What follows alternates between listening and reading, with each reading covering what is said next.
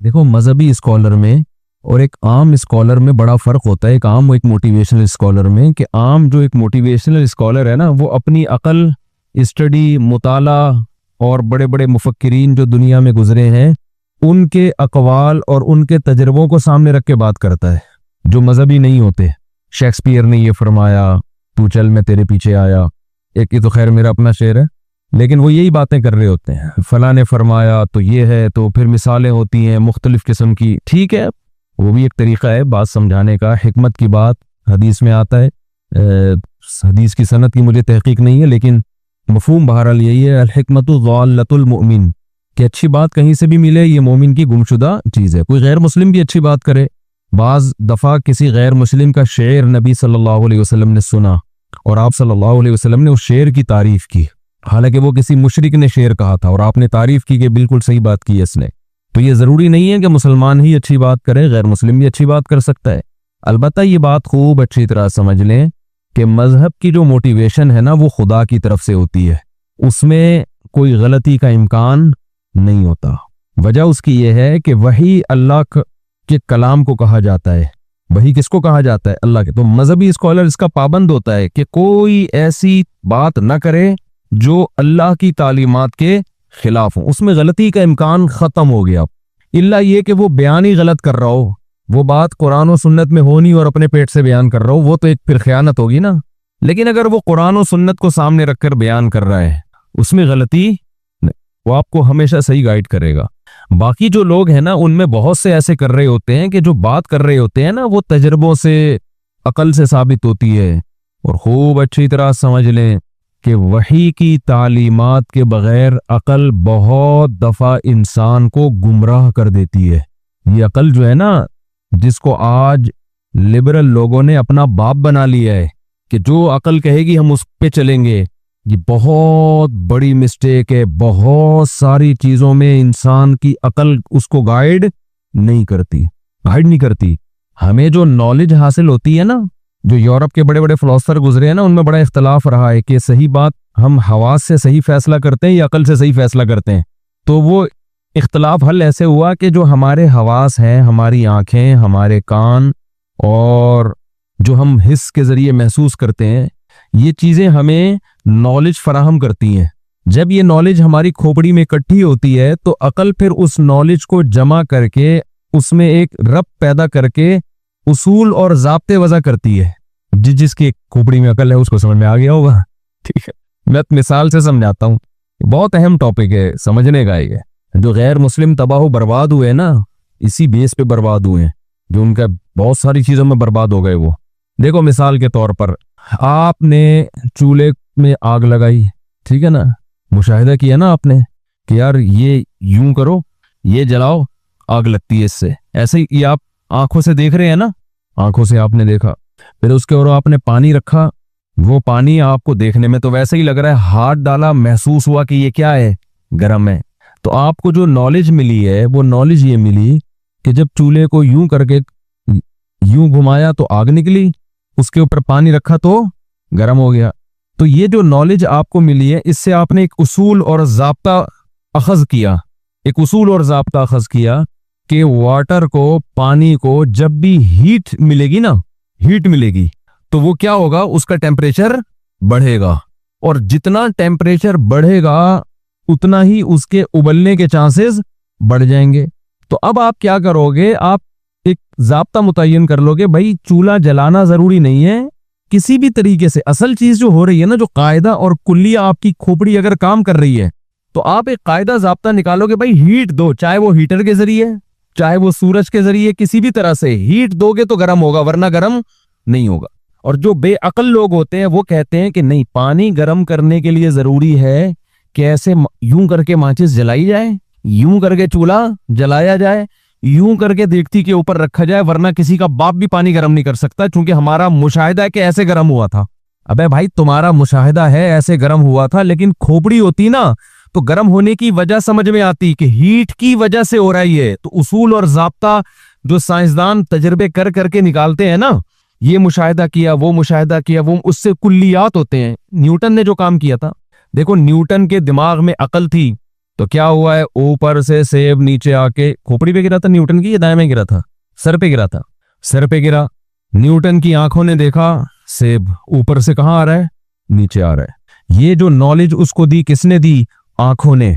हवास है ना, हिस है ना, आंख जो कुव्वत बसारत, ये हिस ने काम किया, ये नॉलेज दी उसने। और जब वो खोपड़ी पे लगी तो जाहिर है जब भी किसी के खोपड़ी पे कोई चीज पड़ती है तो बात खोपड़ी में, सेब खोपड़ी में जाए ना जाए बात खोपड़ी में आ जाती है।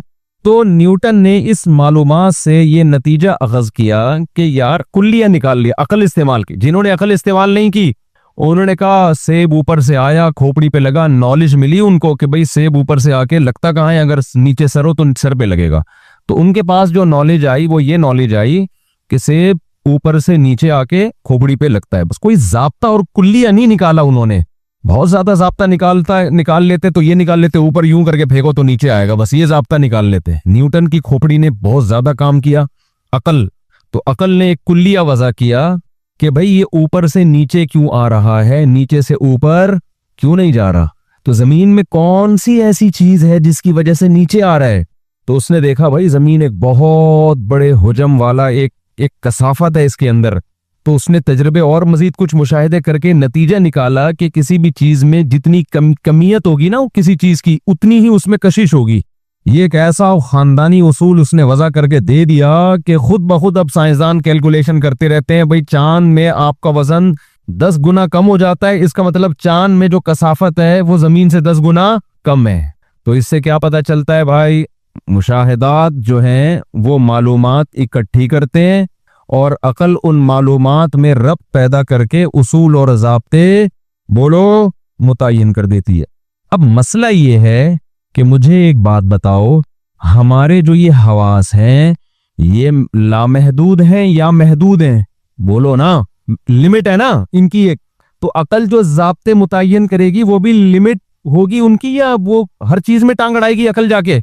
जो चीज आपके मुशाहिदे में नहीं आ रही साइंसदानों के, जो समात में नहीं आ रही, जो महसूस करने में नहीं आ रही, और ज्यादातर इस कायनात में 0.0000001% भी चीजें ऐसी नहीं है जो इंसान मुशाहिदा कर रहा हो, सुन रहा हो या वो महसूस कर रहा हो। तो वो इस पूरी कायनात के बारे में हर चीज में उसूल और ज़ाब्ते कैसे वज़ा कर सकता है? समझ में आ रही है बात कि नहीं आ रही है? तो मुमकिन ही नहीं है। और अब साइंस ने ये इतराफ भी कर लिया है, जब मादे को तोड़ा ना, उन्होंने एटम को तोड़ा है। पहले तो ये दावा किया गया था न्यूटन के दौर में कि इस कायनात की हकीकत तक हम पहुंच सकते हैं तजर्बा और मुशाहिदात की बेस पे। समझ में आ रही है बात? आइंस्टाइन ने जो आके थ्योरी पेश की ना, उसने कहा इस कायनात को किसी का बाप भी नहीं समझ सकता। उसने ये अल्फाज नहीं थे, कोई साइंस का तालिब इल्म क्या उसने कहा लिखा है बाप का लफ्ज दिखाओ। ये हमारा अपना कराची का स्टाइल है भाई, हम इसी तरह बात समझाते हैं। हम अगर साइंसदान भी होते तो हम कहते, न्यूटन ने तो कहा था ना जो चीज मुतहर्रिक है हमेशा मुतहर्रिक रहेगी जब तक रोकने वाला हो ना। हम साइंसदान होते हैं, किसी का बाप भी उसको नहीं रोक सकता। हमारे अपने स्टाइल है भाई साइंसी थ्योरी पेश करने के। और जो रुकी हुई है किसी का बाप भी। और फिर मिसाल उसने तो न्यूटन ने कोई चीजों की मिसाल दी होती, हम लोग कराची के लड़कों की मिसाल देते। देखो ये पोस्ती 12 बजे तक सो रहा है, किसी का बाप इसको उठा सकता है? तो ये पड़ा रहेगा क़यामत तक, जब तक इसका अब्बा इसको धक्का देके घर से बाहर स्कूल के लिए या कारोबार के लिए या मुलाजमत के लिए निकालेगा नहीं। तो हमारा मकसद साइंसी नजरिया समझाना है, हम जो जिस तरह भी मकसद बात समझ में आना चाहिए। तो उसने जो आइंस्टाइन ने जो पेश किया ना, वो क्या था कि भाई वो जब ये साइंसदानों ने तोड़ा है ना चीजों को, पहले ये था कि भाई एक एटम है तो फिर एटम समझ में आ जाएगा, तो ऊपर की चीजें फिर ये जुड़ी हैं। तो जब एटम को जाके तोड़ा है तो वो और अजीब फिल्म निकली। उसमें न्यूक्लियस, प्रोटॉन, इलेक्ट्रॉन वो हरकत कर रहे हैं, रोशनी की स्पीड से हरकत कर रहे हैं। तो वो एक एक जर्रे में इतनी पेचीदगियां हैं। और ये नजरिया इजाफत जो पेश किया ना कि हम जब भी किसी चीज को कायनात में हम पहचानते हैं ना, तो किसी दूसरी चीज की निस्बत से पहचानते हैं हम। ये बड़ी खानदानी बात है। देखो हमने अगर कभी रोशनी ना देखी होती, अंधेरा ही अंधेरा होता, कभी हमें रोशनी समझ में आती कि रोशनी किसे कहते हैं? रोशनी हमें समझ में आ रही है अंधेरे की वजह से, अंधेरा हमें समझ में आ रहा है रोशनी की वजह से। हमें जो गर्मी का एहसास होता है इसलिए कि हमने सर्दी देखी हुई है। सर्दी का जो एहसास होता है किसकी वजह से? अब सर्दी को डिफाइन करने के लिए, एक्सप्लेन करने के लिए गर्मी का तस्वुर जरूरी, और गर्मी को एक्सप्लेन करने के लिए सर्दी का। किसी को आप गर्मी समझाना चाहते हो, सर्दी दिखाओ उसको। सर्दी समझाना चाहते हो, गर्मी दिखाओ। तो क्या एक्सप्लेन कौन करेगा इसको बैठ के? सिर्फ अलग से गर्मी को कौन एक्सप्लेन कर सकता है?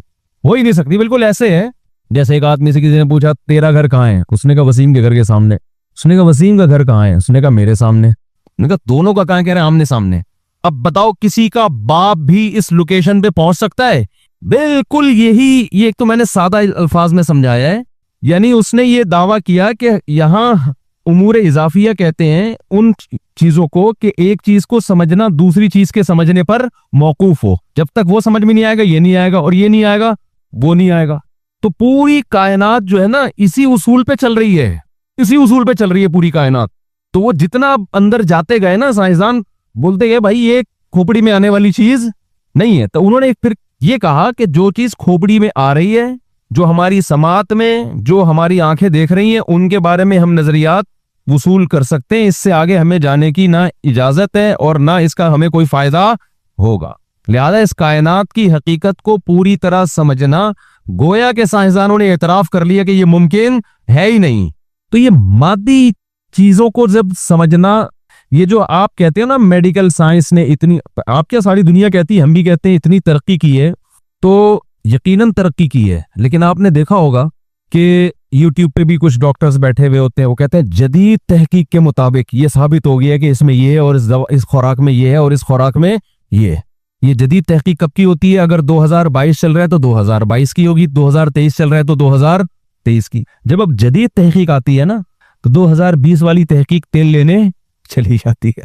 हालांकि जो 2020 या 21 में थे वो उसको क्या समझ रहे थे? जदीद। लिहाजा जदीद का लफ्ज जहां लगा हुआ हो, लोग समझते हैं कि इससे ज्यादा मुस्तनद कोई बात हो नहीं सकती। हालांकि ये भी एक अमरे इजाफी है, उसको हम जदीद कह रहे हैं पुराने की निस्बत। जब मजीद अगला साल आएगा तो ये जदीद नहीं रहेगी, ये क्या बन जाएगी? पुरानी। तो जिस पुरानी को आपने, जिस तहकीक को, रिसर्च को कचरे के डब्बे में फेंका ना आपने पुरानी कह के, इसका मतलब 2023 वाली तहकीक भी पुरानी होके अभी से कचरे के डब्बे में फेंक दो आप उसको। नहीं आई बात समझ में? अब सवाल पैदा होता है जब हमने सारी तहकीकों को कचरे के डब्बे में ही फेंकना है तो तहकीक तुम्हारा फिर वही बाप करेगा माजरत के साथ। कौन सी तहकीक पर अमल करें फिर हम? भाई अमल करने के लिए तो जदीद तहकीकी, क्योंकि हमारे पास इसके अलावा कोई ऑप्शन नहीं है, लेकिन उस पर अंधा एतमाद करने की आपको इजाजत नहीं है। उस पर अमल इसलिए किया जाएगा कि भाई बड़े जरर से बचने के लिए छोटा जरर बर्दाश्त किया जाता है। कि अब हमें नहीं पता, पुरानी तो पुरानी हो चुकी है, इसका इम्कान है कि शायद ये साबित रहे, लेकिन इसका भी इम्कान है कि ये भी चेंज हो जाए। तो ये जो तहकीकात बदलती चली जा रही हैं, ये कितना बड़ा एतराफ है साइंस का कि हम बहुत सारी चीजों में यकीनी तौर पर कोई दावा नहीं कर सकते। वजह क्या है? इंसान की बॉडी का सिस्टम इस कदर पेचीदा है, इस कदर पेचीदा है कि कमाल की बात मैं आपको बताऊं, ये सारा तजर्बात की बेस पर इल्म अखज़ किया जाता है कि फलां के साथ ऐसा किया था तो ये हुआ था। तो मतलब ये कि जो खुदा का बनाया हुआ पहले से सिस्टम है उसको दुरुस्त मानकर नतीजे अखज़ किए जा रहे हैं। ये नहीं हो रहा कि नताइज अखज़ करके उस सिस्टम को गलत करार दिया जा रहा है। मिसाल के तौर पर चूल्हा गर्म करने से पानी गर्म होता है, तो ये आपने गर्म करके देखा तो आपने कह दिया कि पानी गर्म होता है। समझ आ रही है बात? ये आपने देख लिया ना। अब इसकी भी आप बहुत गहराई में जाओगे तो नहीं समझ में आएगा क्यों होता है ये। अब कोई साइंसदान ज्यादा गहराई में जाएगा, वो कहेगा हीट से मॉलिक्यूल का आपस का डिस्टेंस बढ़ता है, इसलिए भाप बन जाती है थोड़ी देर में। सवाल पैदा होता है बढ़ता क्यों है हीट से? तो कहीं ना कहीं हो सकता है इसका भी जवाब हो, लेकिन एक पॉइंट ऐसा आके जाके साइंसदान कहता है कि ये होता है, क्यों होता है मुझे मालूम नहीं है। ये मैं कहना चाह रहा हूं, आप समझ में आ रही है बात? आखिर में आ गया खुदा का बनाया हुआ निजाम है जिसको वो लॉ ऑफ नेचर कह देते हैं। नेचर का हम कहते हैं ये नेचर वेचर खुद से कुछ नहीं होती। नेचर में है ना इतना जबरदस्त जब्त जो पैदा हो गया ना, रब्त इनका इतना बेहतरीन रब्त है, ये ऑटोमेटिकली हो ही नहीं सकता।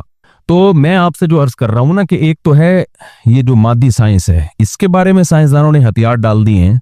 एक है सोशल साइंस, हमारी समाजी जिंदगी। ये भी यूनिवर्सिटी में बाकायदा पढ़ाया जाता है कि इंसान को एक रूहानी तौर पर अखलाकी, जिसको हम रूहानी कह देते हैं, वो अखलाकी तौर पर इंसान बुलंदी तक कैसे पहुंच सकता है, जिसे हम आसान जबान में कहते हैं इंसान अच्छा इंसान कैसे बन सकता है। ये भी एक साइंस है जो यूरोप में पढ़ी जाती है, पढ़ाई जाती है। तो ये वाली जो साइंस है ना, सोशल साइंस जिसको कहा जाता है, एक है मेडिकल साइंस। डॉक्टर क्या करेगा? आपकी सेहत को साइंस की रोशनी में अच्छा कर देगा। डोले शोले बन गए आपके, कोलेस्ट्रॉल फ्री हो गए आप, यानी इतना कोलेस्ट्रॉल जितना जरूरी है, वेट आपका बढ़ा दिया, लेकिन इससे अच्छा थोड़ी बन जाएगा। हो सकता है वो चोर निकले, हो सकता है इसी सेहत को वो डकैती में इस्तेमाल करे, हो सकता है वो अपने माँ बाप का गला घोड़ दे। तो अच्छा बनाने के लिए यूरोप ने जब मजहब को निकाला ना अपनी यूनिवर्सिटियों से, ईसाइयत से बगावत की उन्होंने, तो अच्छा बनाने के लिए उन्होंने क्या तरीका इख्तियार किया कि इंसान को अच्छा बच्चा बनाने के लिए भी एक अकल की रोशनी में और हवास की रोशनी में एक इल्म वज़ा किया जिसको सोशल साइंस कहा जाता है, कि भाई उसके बिना भी क्या मुशाहिदे पर है। तो मुशाहिदात की रोशनी में हम ये फैसला करेंगे, तजर्बात की रोशनी में, मुशाहिदात की रोशनी में हम एक्सप्लेन करेंगे कि अच्छे की डेफिनेशन क्या है और अच्छा इंसान किसे कहते हैं। यहां भी गड़बड़ कर दी, यहां भी क्या कर दी भाई, आप जो तजर्बे कर रहे हो तो उस सोसाइटी में कर रहे हो जो पहले से बनी हुई है, हो सकता है ये अच्छी हो ही नहीं। आप लोग की समझ में नहीं आ रहा तो किसकी समझ में आएगा। सोसाइटी कल्चर एक दूसरे के कितने डिफरेंट होते हैं ना। आप कल्चर को अपना बाप बना रहे हो तो कल्चर को तो आपने पहले फर्ज कर लिया कि ठीक है, हो सकता है ये कल्चर ही गलत हो। यहां भी इंसान खुदा की कसम घोड़े दौड़ाता रहेगा अकल के, कभी किसी एक पॉइंट पे दो फिलोसफर भी जमा नहीं हो सकते। नतीजा क्या निकला, उनमें इतना इख्तिलाफ हुआ ना। मिसाल के तौर पर निकाह करके रहना चाहिए या ज़िना करना चाहिए, अकल कोई रहनुमाई करेगी यहाँ पे? कुछ लोग कहेंगे नहीं जी जोड़ों की शक्ल में रहना चाहिए, निकाह हो, इससे तमीज अब्बा अम्मा चचा मामू वजूद में आते हैं। दूसरा कहता नहीं आते तो क्या हो जाएगा, ठीक है ना, अगर जिना कर ले तो क्या, ये तो मजहबी लोगों ने कहा जिना बुरी चीज है तो हम रह लेते हैं, हम क्या जरूरत है। तो उनके यहाँ फिर अच्छे का होते होते ना अच्छे की फहरिस्त से बहुत सारी चीजें निकलती चली गई। मजहब ने तो बहुत सारी चीजें डाली थी ना, जो अपने माँ बाप के साथ उफ करता है, उनकी खिदमत नहीं करता, माँ बाप ने कभी हाथ उठा लिया तो बर्दाश्त करना है तुम्हें, जो अब्बा के थप्पड़ के जवाब में वो अब्बा को थप्पड़ मार दे या पुलिस को फोन करे तो मजहब क्या कहते हैं, अच्छा आदमी है। मजहब कहते नहीं बुरा आदमी है, एहसान फरामोश है।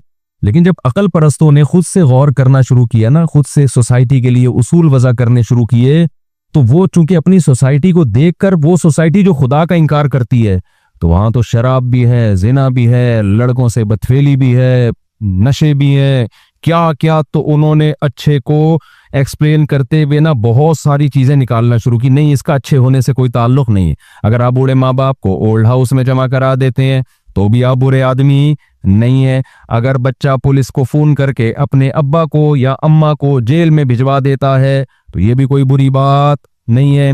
अगर आप शादी नहीं करते, वैसे ही किसी से नाइट क्लब में जाके रिलेशन कर लेते हैं, कोई बुरी बात नहीं है। अगर आप विरासत बच्चों को नहीं देते, किसी और को दे देते हैं, औलाद को महरूम कर देते हैं, कोई बुरी बात, क्योंकि अकल तो फैसला ही नहीं कर पा रही है ना यहाँ पे।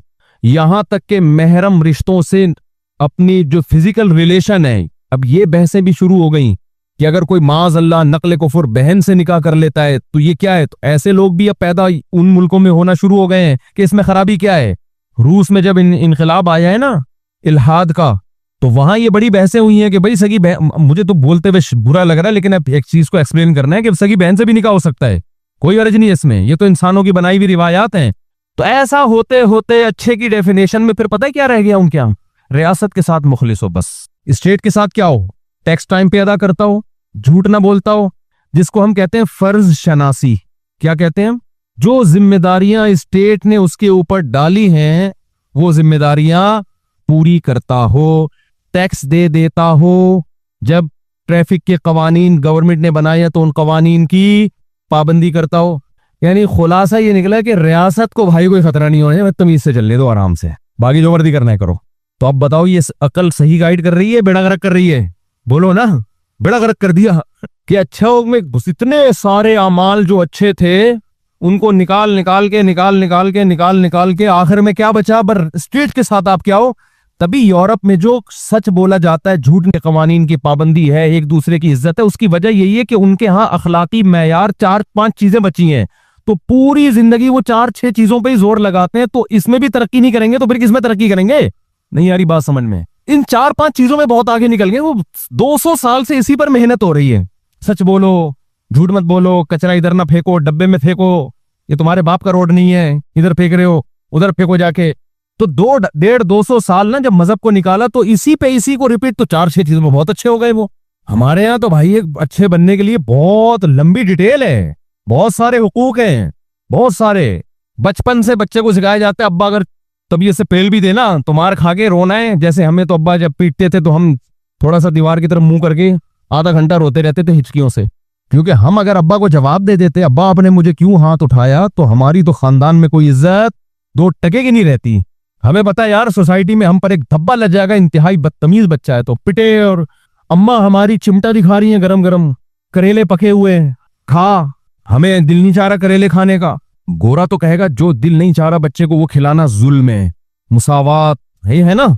इस्लाम क्या कहता है भाई, ठीक है बार बार तो ऐसी चीज ना खिलाओ वरना बच्चा ही तो मर जाएगा, लेकिन कभी करेले भी खिलाओ यार। रोजाना ये नहीं होता कि रोजाना भिंडी पकेगी या रोजाना गोश्त पकेगा।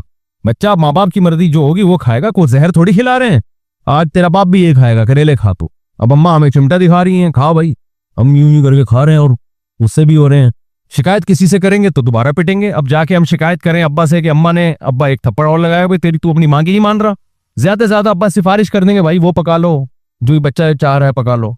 तो बच्चे को तो तरबियत करनी पड़ती है ना। आप उसको शुरू से मुर्गों की आदत डाल दो वो तो दाल कभी खा ही नहीं सकेगा।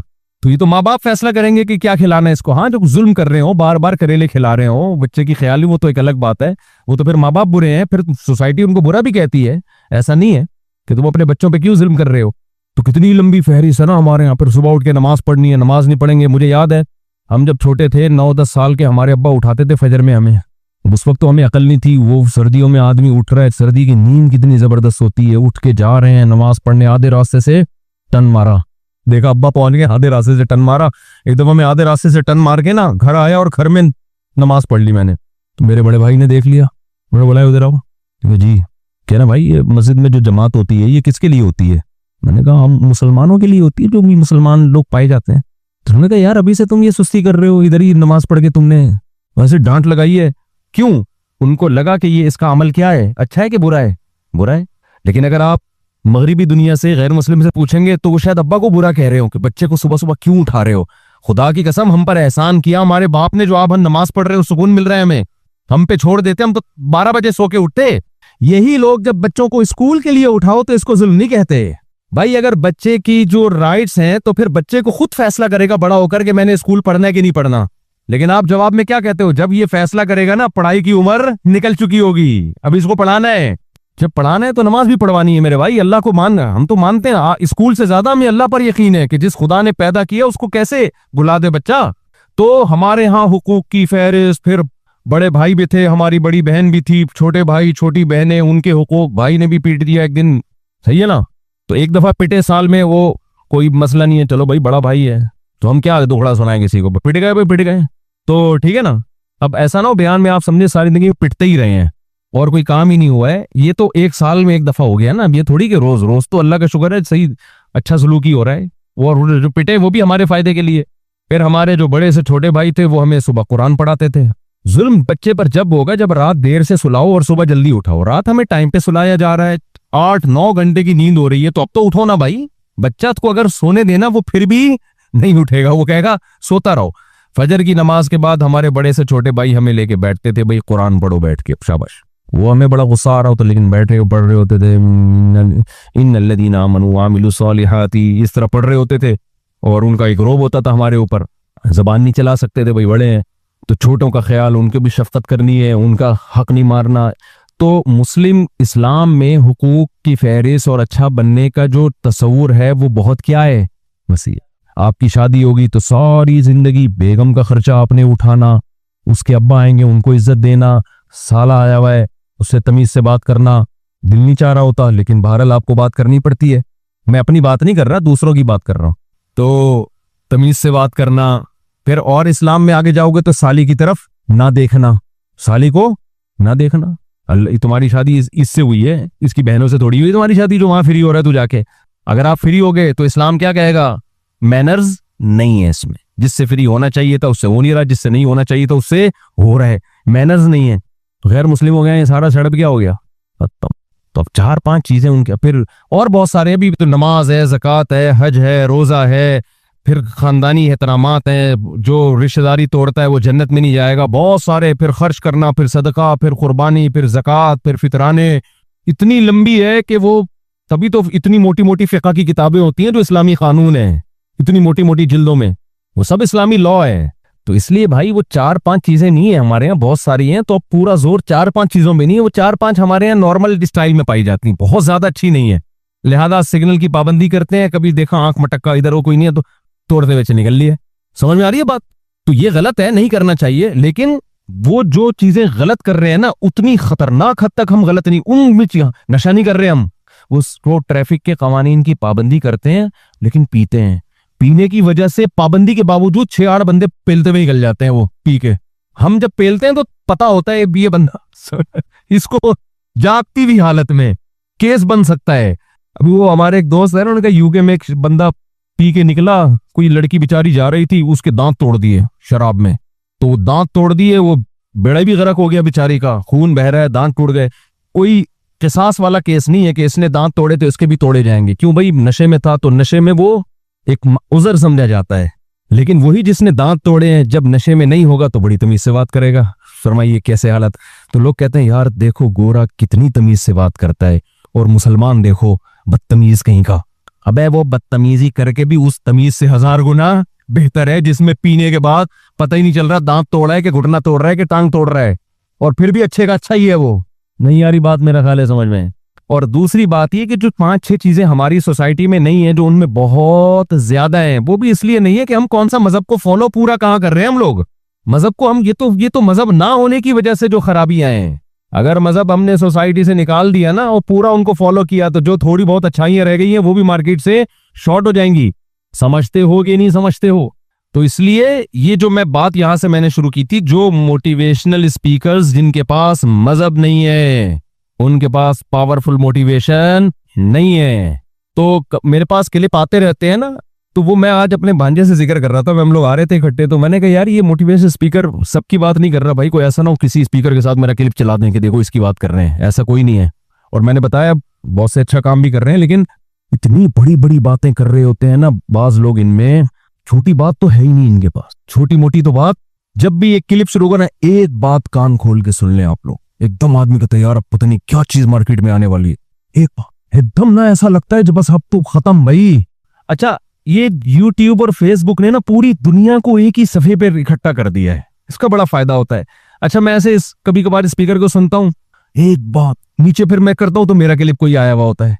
अच्छा, इस तरह उसमें ऐसा नहीं लग रहा होता कि एक बात कान खोल के, मुझे उसमें ऐसे लग रहा होता है नॉर्मल वे में ना, बस इतना नहीं है भाई सही है ना, हल्का फुल्का ही है, कोई बहुत अच्छे बनने की जरूरत भी नहीं है, बहुत ज्यादा कामयाब होने की कोशिश करो, पैसा कमाने की, गुर्बत में मर गए तो कोई टेंशन की बात नहीं है भाई। बस मुझे खुद बड़ी टेंशन खत्म हो रही होती है ना सुन के यार कि तुम तमीज से मसला ही हल कर दिया।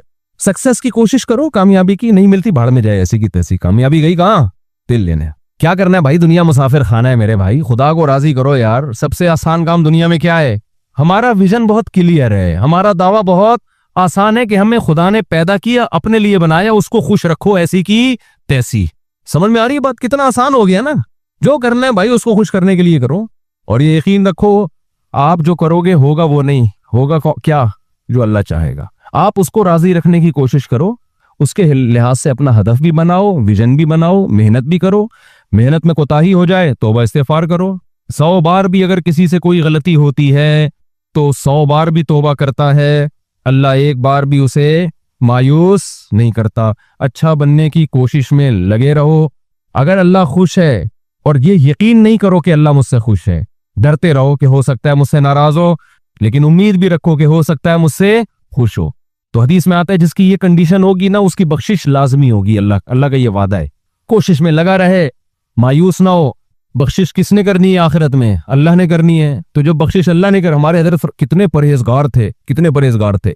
हजरत फरमाते थे कि मैं जब अपने अमाल को देखता हूं तो मुझे मायूसी होने लगती है, लेकिन फिर जब मैं ये सोचता हूं ना कि बख्शिश अल्लाह के हाथ में है और अल्लाह की रहमत से ही होगी, तो इतनी खुशी होती है कि भाई हमारे लिए तो अल्लाह ने कितना आसान रास्ता कि मामला अपने हाथ में रखा है। हम नालायकों में नहीं छोड़ा अल्लाह ने कि तुम जब तक तुम्हारी जिंदगी है ये उसूलों पे नहीं होगी वक्त बख्शूंगा ही नहीं मैं तुम्हें। सही है ना? हमें कहा इंसान के बच्चे बनने की कोशिश करो, बस तुम लुढ़खुड़ाते यानी फिसलते फिसलते भी चलोगे आओगे तो बख्शना किसने है?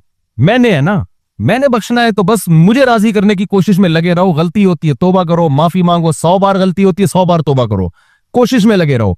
और इतनी उम्मीद में भी ना आ जाओ कि गुनाह करो और तुम्हें खौफ ही खत्म हो जाए कि यार जो मर्जी करते रहो बख्शिश होगी। तो अल ईमानु बैनल खौफी वर रजा, उम्मीद और खौफ के दरमियान में है। और याद रखो इसी से इंसान की जिंदगी खुश भी गुजरती है। अगर उम्मीद और खौफ दोनों ना हो ना, खाली उम्मीदें हो, तो इंसान इतराने लगता है, ये भी बेसुकूनी का जरिया बनती है चीज। खौफ ही खौफ हो तो नाउमीदी होने लगती है, ये भी बेसुकूनी का जरिया बनती है। इस्लाम ने वो लाइफ स्टाइल दिया हमें और वो नजरिया इख्तियार करने का हुक्म दिया जिससे हमारी जिंदगियों में भी बैलेंस रहे और सुकून रहे। अगर आपको खौफ ना हो ना हल्का फुल्का सा, तो चीजों के आने की खुशी भी नहीं होती। देखो गरीब आदमी को जब कोई तोहफा दो कैसा खुश हो जाता है, मालदार के पास इतना होता है कि उसको आप अगर नली निहारी बिरयानी डाल के नींबू निचोड़ के खिला दें तो क्या उसको होगा, यार ये तो हम खाते ही रहते हैं। और अगर गरीब आदमी के पास कुछ आए ही नहीं तो भी टेंशन में जाएगा। तो दोनों चीजें ना, फकर का खौफ और गिना की उम्मीद, ये जब दोनों चीजें साथ साथ चलती हैं तो खुशी उस वक्त होती है इंसान को। समझ में आ रही है बात कि नहीं आ रही है? तो वो जब आते हैं ना क्लिप, एक बात कान खोल के सुन लेना, एकदम में हिल जाता हूं, पता नहीं क्या लेकर आएगा ना मार्केट में, तो लोग भी ऐसा, फिर क्लैपिंग हो रही होती है। तो मैं बहुत दफा सुन के मैं नतीजा अखज करता हूँ कि रिजल्ट क्या निकला, इसका क्या करें, हम क्या करें। तो रिजल्ट कोई खास निकलता नहीं है, बस बातें हैं, करते चले जाओ, वो अगले भी सुनते हैं, माशाल्लाह जबरदस्त। एक वो हमारे भांजे ने एक पोस्ट शेयर की कि एक मोटिवेशनल स्पीकर ने कहा कि पैसा ही सब कुछ नहीं होता। नीचे लिखा हुआ था ये बात बताने के लिए 1.5 लाख रुपए लेता है। मुझे इतनी हंसी आई है ना, इतनी हंसी आई कि मैंने इसको शाबाश दिया। मैंने कहा यार ऐसा खानदानी काम किया है ना। ये हरगिज मतलब नहीं है कि जो मोटिवेशनल स्पीकर वर्कशॉप के पैसे ले रहा है तो गलत कर रहा है, ये ठीक है, कोई हर्ज नहीं है इसमें। लेकिन बाज ऐसे लालची है ना, ऐसे लालची हैं कि मुंह से कोई अच्छा जुमला निकलवाने के जब तक पैसे नहीं दोगे मुंह से फूटेंगे ही नहीं कभी कुछ। ये तो लालच है या नहीं है यार? कभी फ्री में भी कोई अच्छी बात कर दिया करो। हमारे एक दोस्त हैं सुलेमान अहमद, अल्लाह उनकी उम्र में बरकत दे, वो भी मोटिवेशनल स्पीकर हैं, वर्कशॉप करवाते हैं, दबा के पैसे लेते हैं, बहुत सारी जगहों पे फ्री में करा रहे होते हैं कि यार इन गरीबों के पास, बेचारों के पास पैसे कहां से आए। तो अच्छा इंसान सिर्फ इन्हीं को तो नहीं बनाना है ना, दूसरों को भी। उन्होंने एक दीनी इदारे को वर्कशॉप करवाई, 30 लाख रुपए उसमें खर्च किया अपनी जेब से। समझ रहे कितना रुपए खर्च किया? कि ये मदरसे के तलबा, इन बेचारों के पास पैसे नहीं है तो कुछ, और है भी मजहबी स्कॉलर हैं, वो तो पढ़े हुए भी हैं, नफ्सियात भी पढ़े हुए हैं, तो उन्होंने कराई को अपनी जेब से क्या खर्च किया? 30 लाख रुपए, उनके खाना, उनके होटल का इंतजाम, कि भाई ये इनको तो जब आप कुर्बानी देते हो ना मेरे भाई, पैसे की खर्च करते हो लोगों के ऊपर, तो फिर लोगों को यकीन आता है कि ये बंदा क्या है, खैर ख्वाह। मालदारों से ले रहे हैं, इसलिए ले रहे हैं कि भाई इनको फ्री में बात, अव्वल तो खुद भी तो इंसान ने गुजारा करना है ना। अगर फ्री फोकट में ही करेगा तो बीवी बच्चों को कहां से पालेगा? तो पैसा कमाना बुरी बात नहीं है, डॉक्टर भी लें पैसे भाई, मोटिवेशनल स्पीकर भी लें, फ्री फोकट में काम ना करें, लेकिन पैसा ही को सब कुछ ना बताएं। ऐसा ना हो कि ये बताने के लिए भी आपको 1.5 लाख देना पड़े कि पैसा कुछ नहीं होता। लोग अपने अब्बा अम्मा के बारे में कंफ्यूजन में है, गोरों की किताबें पढ़ते हैं, ह्यूमन राइट्स और माँ बाप का भी हक है और फलाने का भी हक है, तो इतना है कि नहीं है जितना वो लोगों ने बना लिया वगैरह वगैरह। इस्लाम ने सीधी सीधी बात कहती, भाई वो जैसे भी हो मुशरिक हैं, तुम पे जबरदस्ती शिर्क पर मजबूर कर रहे हैं, बात उनकी नहीं माननी, फॉलो कुरान और सुन्नत को करना है। अब्बा अम्मा की बात जो शरीयत के खिलाफ हो नहीं माननी, तो इनके साथ सलूक कैसा करना है? अच्छा सलूक करना है, बस क्या करना है भाई? कंफ्यूजन खत्म हो गई ना। अब्बा जालिम है, अम्मा ये करती, अब्बा वो करते हैं, भाई जो मर्जी करते हैं, तुम्हें तो जना है ना। अल्लाह मियां ने अच्छे अब्बा का बारे में थोड़ी कहा कि अच्छा सलूक करना है, अल्लाह मियां ने तो काफिर बाप के बारे में कह दिया जिससे बुरा अल्लाह की नजर में कोई है ही नहीं। कंफ्यूजन खत्म हो गई या नहीं हो गई? अभी एक साहब बयान में कह रहे थे कि अबू जहल की बीवी जो है वो भी तो माँ है, उसके कदमों में कहां से जन्नत? भाई अबू जहल की या अबू लहब की बीवी काफिर है, उसके कदमों में उसके लिए जन्नत नहीं है, उसकी औलाद के लिए बहरहाल जन्नत है, चाहे किसी की माँ अबू जहल की बीवी क्यों ना हो। तो बच्चों के लिए कुरान का हुक्म यही है कि उसने अपनी माँ के साथ अच्छा सलूक कर रहा है, चाहे वो जाए जहन्नम में, वो उसका हेडिक है, वो अल्लाह जाने वो जाने। इब्राहिम अलैहिस्सलाम का नहीं कुरान ने वाकया बयान कर दिया, काफिर बाप हैं, बुत बनाते हैं, बुत बेचते हैं और औलाद को धमकियां दे रहे हैं कि अगर तूने बुत परस्ती इख्तियार नहीं की या तबलीग करना बंद नहीं की, मैं तुझे पत्थरों से मार के हलाक कर दूंगा। लेकिन क्या कह रहे हैं? सलामुन अलैक। क्या कह रहे हैं? तो आप पर सलामती हो। सास्तगफिरु लका रब्बी, मैं आपके लिए अपने रब से क्या करूंगा? इस्तिगफार। बाद में अल्लाह ने पाबंदी लगा दी इस्तिगफार पर, लेकिन इब्राहिम अलैहिस्सलाम का रिस्पॉन्स तो यही किया, इन्नहु कान बी हफिया, मेरा रब आप पे मेहरबान हो या ना हो, मुझ पे है बहरहाल, तो हो सकता है मेरी वजह से आपको बख्श दें। कैसा खूबसूरत रिप्लाई है या नहीं है? तो कंफ्यूजन मजहब ने खत्म की कि नहीं की? हाँ, एक इश्काल आपको होगा कि यार इतना नेक बन के अब्बा के सामने है बड़ा मुश्किल काम, क्योंकि बाज दफा अब्बा बिल्कुल ही कंट्रोल से बाहर होते हैं। अब इतना ही झुके रहोगे तो कूटते रहेंगे, पीटते रहेंगे दबाते चले। आज मसला यही है ना कि जो बच्चा शरीफ हो, माँ बाप उसी को दबाते चले जाते हैं, दबाते चले जाते हैं, दबाते चले जाते हैं। तो कुरान ने वो कंफ्यूजन दूर कर दी। इन तकूनु सालिहीन फइन्नहु कान लिल-अव्वाबीन गफूरा, तुम नेक बनने की कोशिश करो, गलती हो जाए तो तौबा कर लो, अल्लाह माफ कर देगा। यानी हमने ये थोड़ी कहा कि बिल्कुल इब्राहिम जैसे बन जाओ, वो तो अल्लाह के खलील थे, तुम तो कराची में रहते हो, यहाँ तो डिप्रेशन के और बहुत सारे मसाइल हैं। तो कोशिश करो, अल्लाह ने कोशिश का मुकल्लफ बनाया, इसके खिलाफ कभी हो जाए तो क्या करो, अल्लाह से तौबा इस्तिगफार, अल्लाह गलती हो गई, गुस्से में मैंने मुंह से अब्बा के सामने ये लफ्ज निकल गया, मुझे माफ कर दे, आइंदा मैं कंट्रोल करने की कोशिश करूंगा। दोबारा हो जाए दोबारा तौबा कर लो, 3 दफा हो जाए 3 दफा तौबा करो, कोशिश करो कि आइंदा ना हो। 100 बार होता रहे, 100 बार तौबा करते रहो। कंफ्यूजन खत्म होगी कि नहीं हो गई? ये मजहब को फॉलो नहीं करते ना, बड़ी मुश्किलात हैं। फिर आप कहोगे वो सही अब्बा के तो इस्लाम हुकूक होने चाहिए, गलत जब अब्बा ही गलत है। अकल नहीं आपको गाइड करेगी, अकल बेड़ा गर्क कर देगी आपका। ये जितने फिलोसफर है ना, ये खोपड़ी इस्तेमाल कर करके अब्बा अम्मा के हुकूक भी जाया कर दिए इन्होंने, बहन भाइयों के हुकूक भी जाया कर दिए। अब सिला रहमी में अकल क्या कहती है भाई, जो अच्छा सलूक कर रहा है उससे तो करेंगे, जो नहीं कर रहा है उससे हम नहीं करेंगे। इस्लाम ने कह दिया भाई कि क़ता रहमी, सिला रहमी, रिश्तेदारी जोड़ने का मतलब नहीं कर रहा ना अच्छा, फिर भी आपने इसलिए अच्छा करना है कि आपका भाई या आपकी बहन है। हाँ, ये जरूर है कि अच्छा करने से अगर नुकसान होना शुरू हो जाए, क़ता रहमी का जरिया बने, तो फिर थोड़े रिजर्व हो जाए, क्योंकि मकसद तो अच्छे सलूक का जोड़ना था ना, वो जोड़ने से मजीद टूट रहा है रिश्ता, तो शरीयत का मकसद ही हासिल नहीं हो रहा ना।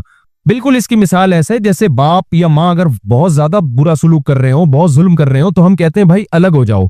वजह क्या है कि अब साथ रहने में बजाय मोहब्बत, क्योंकि इस्लाम चाहता है माँ बाप से अच्छा सलूक करो, तो ये जो करीब होना है ये अच्छे के बजाय किसका जरिया बन रहा है? बुरे सलूक का। तो इससे शरीयत का मकसद हासिल होने के बजाय जाया हो रहा है। समझ में आ रही है बात? लेकिन ये जो आप दूर हो रहे हो ये भी इसलिए कि सलूक क्या हो आपका अच्छा हो, क्योंकि दूर रहकर आपको पता है कि मैं निस्बतन बेहतर सलूक कर सकता हूं। मकसद फिर भी उसमें आप कंफ्यूज नहीं हो रहे, समझते हो? मकसद में कंफ्यूज नहीं हो रहे। बहुत सारे इस्लाम क्या कहा, नमाज पढ़नी है आपको, ये ऑप्शनल नहीं है। रोजा रखना ही रखना है आपको रमजान का, ये ऑप्शनल नहीं है। ज़कात निकालनी ही निकालनी है। कुर्बानी अगर वाजिब है तो करनी ही करनी है। लोगों से मुस्कुरा के बात करनी है, ठीक है ना? हदीस में आता है मुस्कुरा के बात करना सदका है। गुस्से में कभी ऊंच नीच हो जाए तो इस्तिगफार करना ही करना है। तो ये भी लचक भी रखी है, क्योंकि नेचुरल है ना, नेचर है ना, तो इंसान थोड़ी कोई लोहे का बना हुआ है बिल्कुल एकदम सीधा सीधा चलता रहेगा। आड़े तिरछे होते रहो तो दोबारा लाइन पे। अबे कराची की रोडों पे सफर जो करता है उसको तो ये मसला बहुत अच्छी तरह समझ में आता है ना। आप बताओ कराची में कोई एक माई का लाल ऐसा है जिसने हमेशा पूरा रोड पे ही सफर किया हो? कच्चे में उतारना पड़ता है आपको, खड्डा आ रहा है आगे, गटर आ रहा है। अभी मैं न्यू कराची के रास्ते से जा रहा था तो वो एक इतना बड़ा गटर खुला हुआ है ना, उससे ऐसी नहरें बह रही है ना गटर लाइनों की। न्यू कराची में देखा है आप लोगों ने आगे जाके? मैंने अपने जो मेरे गार्ड थे उनसे मैंने बोला कि यार यहाँ गाड़ी रोकते हैं। अभी हमने स्विट्जरलैंड के व्लॉग बनाए, पेरिस के बनाए, जर्मनी की आबशारें, मैंने कहा बेहतरीन हो जाएगा यार। तो मैंने कहा देखो ऐसा नहीं है कि हमारे पास आप जाके देखो मेरे मशवरे पर। जब आप न्यू कराची वाले रास्ते से गुलशन मेमार जाते हो ना, रास्ते में पूरा जो सवात का दरिया है ना, मजाक नहीं कर रहा मैं, आप समझोगे ये दरिया के इतना पानी गटरों से उबल रहा है। आज सुबह उसमें एक ट्रक उल्टा हुआ था ना। अच्छा, मैं रोजाना देखते थे इसमें ट्रक उलट क्यों नहीं रहे? इतने बड़े बड़े कंटेनर की आप उसकी हौसले को दाद दो ड्राइवरों के कि इतने बड़े बड़े कंटेनर, वो भी हौसला गोरा होगा वो छोड़ छाड़ के चला जाएगा भाई, मैं कंटेनर उड़ जाएगा। लेकिन रिस्क लेते हैं हमारे ड्राइवर, रिस्क लेते हैं यार। गुजार के देखो यार, अल्लाह बड़ा मेहरबान है। ऐसे ऐसे यार मैं तो यानी वो भाई मुझे डर लग रहा है ये कंटेनर उल्टेगा तो 25-30 आदमी यहाँ हलाक हो जाएंगे। वो लोग भी रिस्क ले रहे हैं, वो नीचे से आराम से गुजर रहे हैं, ना उनको डर लग रहा है ना कंटेनर वाले को डर लग रहा है। तो मैं हैरान कि यार ये उल्टा, आज देखा उल्टा हुआ है, फंसा हुआ है वहां पे, आधा यूं हुआ है 45 के जाविये पे ना, गिरा भी नहीं है और अल्लाह ने ईमान की बरकत से उसको बचा लिया। ड्राइवर पता नहीं कहां से उतरा होगा, देखा था ना, ये भी मेरे साथ था, इससे पूछ लें। यूं ट्रक यूं हुआ है। फिर हमने कहा अब तो रास्ता ही बंद हो गया, कम से कम एक आबशार के बीच में से हम गाड़ी लेके जाया करते थे। अब हम गलियों में घुसे हैं, तो गलियों में घुस घुस के आगे जाके गए तो तंबू लगा हुआ है, क्योंकि कोई किसी को तमीज ही नहीं है। शादी करना है, अकीका करना है, रोड ब्लॉक करके तंबू लगा के खड़े हो जाओ। एक तरफ हम पेरिस से उड़ के आ रहे हैं वो खूबसूरत मनाजिर, ट्रैफिक, तमीज। अपने कराची में आए तो आबशारों के स्टाइल क्या हो गए। तो हम इतनी मुश्किल से गाड़ी घुमा घुमा के गलियों में गया, वो तंबू लगाया हुआ है आगे हुए, पता नहीं क्या हो रहा है, अकीका हो रहा है, किसी की बहन की शादी हो रही है, किसी की बाप की शादी हो रही है, क्या हो रहा है। अबे कोई तमीज नहीं है यार ये रोड पे तुमने लगा। फिर वहां से निकले, फिर घुमा घुमा के इतनी मुसीबत से यूं यूं करके क्लास में 15 या 20 मिनट में रखा ले लेट पहुंचाऊंगा।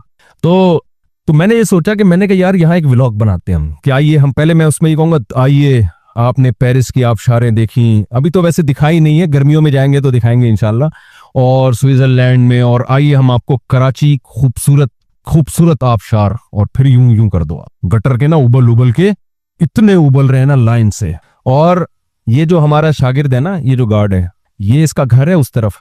जब अभी बारिशें नहीं हो रही थी, इसने क्या किया है बेचारा, अगले दिन मेरे पास आया, कह रहा मैं बाइक लेके जा रहा हूं, मैं यहाँ तक पानी मेरे, और 3 बूढ़े, एक बेचारी बूढ़ी औरत और 2 बूढ़े आदमी पानी में बह रहे हैं। खैर बचा लिया उनको जिंदा। तो ये हालात हैं यार, आप खुद अंदाजा लगाओ, अल्लाह तो आप शारे हैं। तो शुक्र है खुशी इस पे हुई कि वो, मुझे इस पे नहीं हुई थी कि गिर गए हैं, गम इस खुशी बचने की हुई जब उन्होंने बताया ना उन बूढ़ों को हमने निकाल लिया। तो ये हालात हैं, ये बारिश के बगैर ही आप शारे हैं। बारिश हो तो हुस्न के मनाजिर, वो तो ऐसा मजा होता है कि भाई वो तो स्विट्जरलैंड तो कुछ भी नहीं उसके मुकाबले में। ये हुस्न है हमारे कराची का, अल्हम्दुलिल्लाह। तो खैर कहां से कहां बात चली गई यार, ये क्या चल रहा था, बस बात को खत्म करता हूं मैं, बहुत हो गया। हाँ तो मेरे भाई, मैं ये बात कर रहा था कि मजहब पे चलोगे ना तो आपकी कंफ्यूजन दूर हो जाएगी, आपको एक ट्रैक नजर आएगा, ये सीधा रास्ता है। तो उसमें अगर जैसे कराची की यहाँ मिसाल आई थी कि भाई थोड़ा सा आगे गटर मटर आ भी गया तो उठा के फिर भी रोड पे ही आना है ना, ये थोड़ी कि उसी में नहर में ही बह जाएगा जाके वो। तो अगर थोड़ा बहुत इंसान से गलती हो जाए, आड़ा तिरछा हो जाए, अब्बा के सामने कभी ऊंची आवाज से बात हो गई, कभी बदतमीजी हो गई, तो भाई तौबा का दरवाजा खुला हुआ है। अच्छा आखिरी बात, अब्बा से भी माफी मांगनी चाहिए कि नहीं मांगनी चाहिए?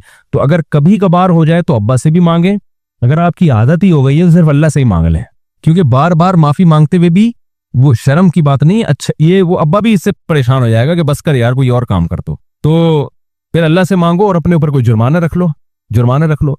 तो ये एक उसूल और ज़ाब्ता शरीयत ने, और बहुत सारे इसमें हकाम है, लेकिन कंफ्यूजन नहीं है, समझते हो? किसी इस्लाम को छोड़ोगे कंफ्यूजन ही, सारी जिंदगी ठोकरे ही खाते रहोगे, उसी में मर जाओगे। तो ये है हिसाब किताब। तो अल्लाह ताला हमें सीधे रास्ते पे चलने की तौफीक अता फरमाए, मोटिवेशन हमें इस्लाम से लेने की तौफीक अता फरमाए, जो मैंने असल बयान शुरू किया था। और वो जो फिर एकदम आता ना, ये एकदम करके यूं एक बात हमेशा याद रखना, बोले भाई तू अगर शरीयत के मुताबिक कर, कुछ और काम कर ले, तो जाके इस्लाम के मुताबिक बात कर रहे हैं तो एक नहीं तेरी 6 बातें याद रखेंगे हम, ठीक है ना? इस्लाम के मुताबिक नहीं कर रहा तो फेंकने पर गवर्नमेंट की तरफ से कोई पाबंदी नहीं है, फेंकते रहो बैठ के। अच्छा मेरे बॉय, आपके नौजवान, आपके बयान में नौजवान ज्यादा तो उनको तरहीम में दाढ़ी रख लें भाई। मैं नौजवानों को कहता हूँ, देखो दर जवानी तोबा करदन शेवाई पैगम्बरी, जवानी में तोबा करना पैगम्बरों का काम है, तो जवानी में दाढ़ी रख लो यार। समझ में आ रही है बात? इसका सवाब मिलेगा, हिम्मत कर लो। अच्छा भाई मुफ्ती साहब, लोग आपके बारे में तबसरे करते हैं कि आपको दीन के मिटने का गम नहीं है, आप हर वक्त बयानात में हंसी मजाक करते रहती हैं। दीन के मिटने का गम का क्या मैं दुहड़ा लोगों के सामने बैठ के रोऊं? अगर मिटने का गम ना होता तो हम ये बयान करते बैठ के, फ्री फोकट वाला बयान। वो लोग इस पे इश्काल करते हैं, यूट्यूब चैनल भी तो है ना, मोनेटाइज है, तो यूट्यूब चैनल तो बाद में मोनेटाइज हुआ है ना, और वो तो किया भी जिसने चैनल बनाया है, एडमिन ने। वो मोनेटाइज अब नहीं था तो भी हम इसी तरह बयान कर रहे थे, मोनेटाइज है तो भी इसी तरह बयान कर रहे हैं। उसकी मोनेटाइजेशन से हमारे बयानात की सेहत पे कोई फर्क नहीं पड़ा, समझते हो? तो ये वही है कि कोई आपको कुछ भी लाके गिफ्ट पकड़ा दे तो वो दे रहा है गिफ्ट, नहीं भी देता तो भी कर रहे थे। तो ये तो अब यूट्यूब तो चैनल ही अब आया ना, बयानात तो हम कब से कर रहे हैं, वो तो बहुत अरसे से कर रहे हैं। तो इसलिए मेरे भाई दीन के मिटने का गम नहीं। बाकी ये कि हर आदमी का अपना मिजाज होता है एक, अगर मैं रोने धोने की बातें गम लेके बैठ जाऊं तो दीन इससे जिंदा नहीं होगा, इस बात का खतरा है कि और ही मिटना ना शुरू हो जाए। मैं स्वीडन में था ना, तो वहां एक खातून आई, उनके हस्बैंड भी, वो इतने मुतासिर थे, वो दोनों मियाँ बीवी इतने ज्यादा वो जज्बाती हो रहे थे ना मुलाकात करके। उन्होंने कहा कि हमारी बच्ची थी बिल्कुल लिबरल हो गई थी, इल्हाद, और ये बयान भी वो सुनेंगे, बिल्कुल इल्हाद की तरफ जा रही थी वो। समझा समझा के हम थक गए ना उस माहौल में। ये एक केस नहीं है, बहुत से लोगों के ऐसे केस हैं। तो उन्होंने जब बयानात सुनना शुरू किए तो आहिस्ता आहिस्ता क्या हुआ कि, तो क्योंकि सुनते ही नहीं थे, किसी को सुन ही रहे थे। तो हर आदमी का अल्लाह ने वो इतने यानी शुक्रिया, ऐसा लग रहा था उन बेचारों से अदा हो नहीं रहा कि कैसे हम शुक्रिया अदा करें। तो अगर मैं नोट्स तैयार करना या रिकॉर्ड रखना शुरू कर दूं ना, कितने नौजवानों ने तौबा की है, कितनों की जिंदगियां बदल गई, कितनों को इस्लाम की तौफीक मिली, कितने गैर मुस्लिम भी मुसलमान हुए हैं बयानात सुन के, मैं रिकॉर्ड रखना शुरू कर दूं तो बहुत मोटा रजिस्टर तैयार हो सकता है। लेकिन मैं ये रिकॉर्ड रखता नहीं हूं कि अगर अल्लाह के यहाँ कबूल है तो बगैर रिकॉर्ड के भी कबूल है, कबूल नहीं है तो रिकॉर्ड रख के करना क्या है। हमारे हजरत रिकॉर्ड रखा करते थे, जो लोग भी हमारे हजरत के बयान सुन के तौबा करते हैं उनका रिकॉर्ड रखते हैं मोटिवेशन के लिए, लेकिन मैं नहीं रखता रिकॉर्ड। तो ऐसा नहीं है कि फायदा नहीं है, अल्हम्दुलिल्लाह बहुत। बाकी ये कि मैं हंसी मजाक तो भाई जो अपना इंसान मिजाज चेंज नहीं कर सकता। मैंने कभी बयान में किसी की नकल मारने की कोशिश नहीं की, वो ऐसा करता है तो मैं भी ऐसा करूं। हमारा अपना स्टाइल है, उसका अपना स्टाइल है। और दूसरे उलमा भी काम कर रहे हैं अल्हम्दुलिल्लाह, वो ज्यादा अच्छा काम कर रहे हैं, हम उन जैसा काम कर नहीं रहे हैं, कर नहीं सकते ना कर रहे हैं, तो वो ज्यादा अच्छा कर रहे हैं। तो ज्यादातर लोगों को तो उन्हीं से फायदा हो रहा है। अभी मैं हजरत फिरोज मेमन साहब के पास गया मुलाकात के लिए, बड़े बुजुर्ग हैं माशाल्लाह। मैं तो लोगों को उनसे बैत का भी मशवरा देता हूँ कि बड़े बड़े बदमाशों को उन्होंने सीधा किया है। उनके बयानात में इतना मजाक नहीं होता, वो रुलाते भी हैं, मिजाह भी करते हैं, लेकिन रुलाते ज्यादा हैं। और मेरे जो पुराने बयानात मिलेंगे ना आपको 2000 से पहले के, उनमें रोना ज्यादा था। फिर जब से मेरी शादियां हुई है ना, तो जितना रोना, आप समझे कि शादी के बाद मैं बहुत खुश हो गया। हुआ ये कि शादी के बाद जो मैं रोना शुरू हुआ ना, यानी अल्लाह माफ फरमाए, तो मैंने कहा यहां भी रोऊंगा, घर में भी रोऊंगा, तो फिर ये अजीब सी बात हो जाएगी ना, दोनों जगह नहीं रो सकता आदमी। और मुझे फिर शादीशुदा लोगों के गमों का अंदाजा भी हुआ। मैंने कहा यार बयानात में ना रुलाओ नहीं, क्योंकि पहले ही घर में रो रहे हैं ये लोग, घर में औरतें भी रो रही हैं, मर्द भी रो रहे हैं, सारे रो रहे हैं, तो मस्जिद में भी रुलाओगे तो ये तो नस्ल भाग जाएगी। लेकिन ये सब चीजें तो ऐसी ही बातें, असल है मिजाज है हमारा। मिजाज जो लोग जानते हैं वो नॉर्मल भी ऐसे ही है जैसे यहाँ है, ठीक है ना। हमारी जो मदरसे में उस्ताज हैं, उनके से हमारी दोस्ती हैं, या अपने हमारे दोस्तों से पूछ लो, जैसे हम उधर हैं मिंबर पे भी हम वैसे ही। मुझसे आर्टिफिशियल तौर पर ये संजीदगी होती नहीं है कि मैं तमीज से ना एकदम मैं आऊं कि एक बात कान खोल के याद रखो। मुझसे तो ये होता नहीं है एक बात क्यों भाई, जितनी बातें कर रहा हूँ सारी कान खोल के सुन। फलाने में फरमाया, फिर यूं फरमाया, तो यूं फरमाया, तो अभी मैं कुछ सुनाऊंगा तो फिर लोग उनकी तरफ चले जाएंगे ना, वो फिर गलत हो जाएगा, वरना बड़ा जबरदस्त एक चीज सुनाने वाला था। अच्छा मेरे भाई, दूसरी बात ये कि हमारे हजरत फरमाया करते थे, एक शेर पढ़ा करते थे, दिन गुजारे साज में, रातें गुजारी सोज में, उम्र भर हम शब में बुलबुल, उम्र भर हम दिल में बुलबुल, शब में परवाना रहे। मैं नहीं कह रहा कि मैं ऐसा हूं, लेकिन अल्लाह वाले ऐसे होते हैं कि लोगों के सामने खुश मिजाज, तन्हाई में अल्लाह के सामने रोने वाले। मैं नहीं कह रहा कि मैं तन्हाई में अल्लाह के सामने रोने वाला हूं, नेक हूं ना, मैं ये कह रहा हूं कि नहीं हूं ठीक है ना। वो मैं क्या हूं वो तो मैं जानू, अल्लाह जाने। लेकिन रोने की जो असल मौका है ना, वो तन्हाई में अल्लाह के सामने है, वो हंसने का मौका नहीं है। हमारे नबी सल्लल्लाहु अलैहि वसल्लम कैसे खुश मिजाज थे और रातों को कैसे रोते थे अल्लाह के सामने। अम्मी आयशा फरमाती हांडी के उबलने की आवाज आती थी, लेकिन दिन में कैसे खुश मिजाज। हजरत अबू हुरैरा रज़ी अल्लाह अन्हु फरमाते हैं मैं नबी से जब भी मिला हूं, हमेशा आपने मुझे जब भी देखा है, कभी ऐसा नहीं हुआ कि मुझे देख के मुस्कुराए ना हो आप। अब अगर कोई मजहबी स्कॉलर ऐसा बन जाए ना, यूं करके यूं, वो बगैर दाढ़ी वाला आ रहा है ये जहन्नम में जाएगा, वो सूदखोर आ रहा है, लानती आ रहा है, वो बगैर दुपट्टे के लेडीज आ रही है बेगैरत, तो इससे क्या होगा, वो दुपट्टा पहन लेगी है भाई, वहीं से भाग जाएगी, बोले वो वहीं से टाटा करके मैं किसी पादरी के पास जाऊंगी, मौलवी के पास खाने की जरूरत नहीं। तो ये तो ये नहीं होना चाहिए, मेरा ख्याल है थोड़ा सा मजबूरी है, लोगों को दीन सिखा रहे हैं तो थोड़ा सा खुश मिजाज होना, हमें इतना हूं नहीं लेकिन होना चाहिए इंसान।